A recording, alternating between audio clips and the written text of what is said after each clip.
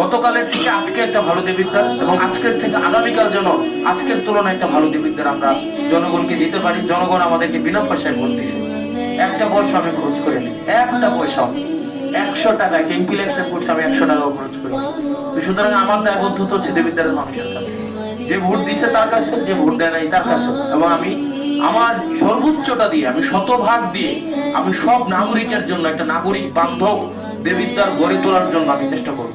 এবং আপনি একটা লাস্ট বলে যাই, লাস্ট এক মিনিট, আপনি হচ্ছে মানে আজকে থেকে, এই মুহূর্তে থেকে আর জন্য এক কোদাল মাটিও যেন না কাটে, সেই বিষয়ে আপনি ব্যবস্থা নেবেন।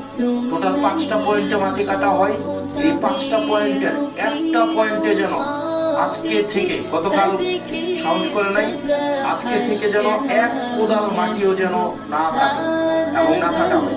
কারণ কোনো এক কোদাল যদি মাটি কাটা হয়, এটা কিন্তু আপনাদের আইনগত দায়িত্ব আপনাদেরকে নিতে হবে।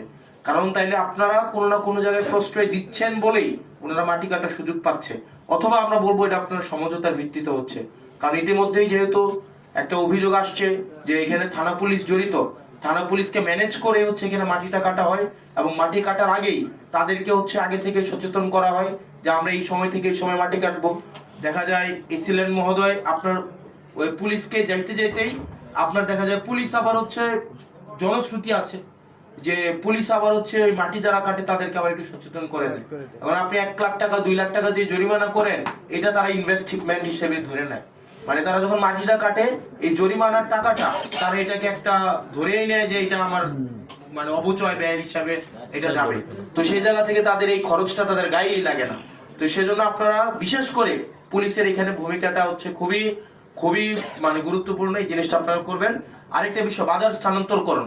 আমি এখানে ইউনো মহোদয় এবং এসিলেন মহোদয়ের সহযোগিতা চাইবো। আপনারা যদি চান আজকেই আমরা ব্যবসায়ীদের সাথে কথা বলবো। এবং গতকাল আমি যখন বাজারে গিয়েছি, ব্যবসায়ীরা আমাকে বলেছে তাদের জন্য একটা স্থায়ী ব্যবস্থা করে দিতে। আমরা প্রয়োজনে আইনগতভাবেই তাদেরকে এই জায়গায় কোনো বসতে দিব না, তাদেরকে আমরা বাধ্য করব আইনের জায়গা থেকে আইনগতভাবেই যে আপনারা ওখানে চলে যান। আপনার এই যে রাস্তার পাশে দেখবেন ওই যে আমরা ডিভাইডার দিছি, ডিভাইডার ঘেঁষে তারা বসতে চায়। এবং আমরাও যারা ক্রেতা আছে তাদেরকে উৎসাহিত করব যে আপনারা ওই বাজারগুলোতে যান। আমরা যদি এখানে সবাই দায়িত্ব নেই, আমরা আশা করি 1 সপ্তাহের মধ্যে কিন্তু একটা বাজার উঠানো যাবে। আমরা যদি চাই, আমরা ক্রেতার যদি প্রয়োজনীয়তা থাকে এবং বিক্রেতা যদি উপযোগিতা তৈরি করতে পারে, ক্রেতা অবশ্যই যাবে। সকালে তো আমার আম্মা আব্বারা, আমাদের চাচা চাচিরা বাজার করতে পুরান বাজার যাইতো, পুরান বাজারে ওই যে একদম, এবং